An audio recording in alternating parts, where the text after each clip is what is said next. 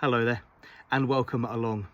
Today's rose review sees us travelling back in time to 2009 and a rose launched and introduced to celebrate the 250th anniversary of poet Robbie Burns' birth.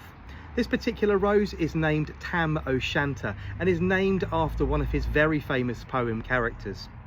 This particular rose holds its heritage well within the species roses and therefore has some very telltale characteristics. It is very strong, woody and upright and holds its blooms upright on stems, very much like new introduction Emma Bridgewater and older roses within the collection like Sir Jon Benjamin. The species roses are normally very highly fragranced and have these large, blousy, nodding heads that Tam o' Shanter actually has. I say the growth is upright and woody, making it absolutely perfect for growing in a large container or in a raised bed where you can look up at the flowers rather than watching them nod towards the floor. This particular rose has great disease resistance and enjoys really good health. It produces flowers on very upright and woody stems all the way through the season in quite large quantities. This display here that you see in this particular vase is made up of just 2 stems, and you can see lots of lovely large frilly blooms with their petals curling back towards the flower stems themselves, nodding ever so gracefully on the stems. If you're familiar with the rose Princess Anne, also bred by David Austin Roses, think of that as a very similar colour to this particular rose, along with the same habit as Sir Jon Benjamin, where the flowers nod ever so gracefully on the tops of the stems.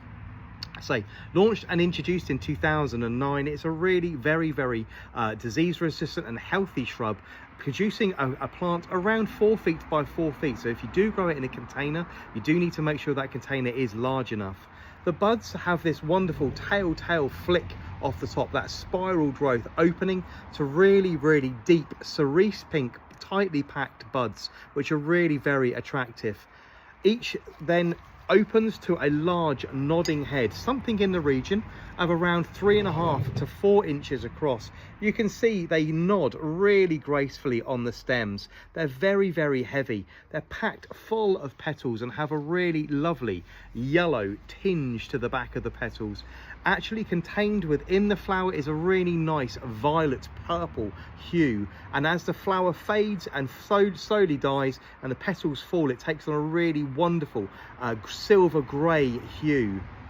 The foliage is also very grey-green in its texture, mid-green in its colour. There's a lovely sort of grey smoked edge to the foliage itself, which is actually really quite soft.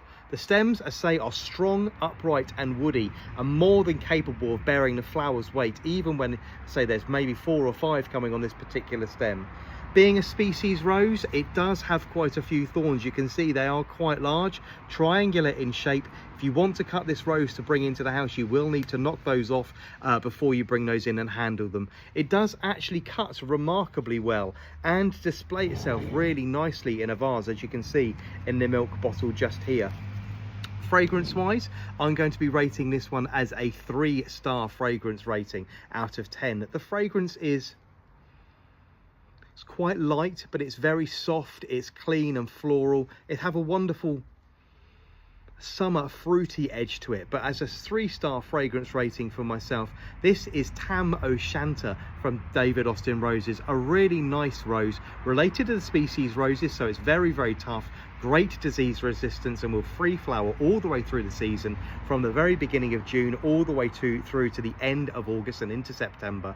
It really is most attractive, and unlike some Sir Jon Benjamin, who I've struggled to keep upright in the ground, this one seems more than capable of holding those flowers up. Maybe it's because they're probably around 2/3 or half the size of Sir Jon Benjamin, but this is a really nice rose from David Austin Roses, which you don't see very often. So the colour is very distinctive, very similar to that of Princess Anne, and taking on that lovely silver grey hue just before the petals fall away and actually go to the floor. It's a really very attractive rose indeed. So I'm just turning the milk bottle around so you can get a really good show of it. But it's a really nice, deeply textured flower with the petals, I say, curling back. I've described Sir Jon Benjamin in the past like a washing loofah. something you'd use in the shower, where the petals come all the way back and curl forwards at the same time, giving this lovely three-dimensional look to the flower as it nods on the stem. It really is very, very attractive indeed. I hope you've enjoyed today's review. Please don't hesitate to leave a comment below. I'll see you all again very soon. Take care now. Bye bye.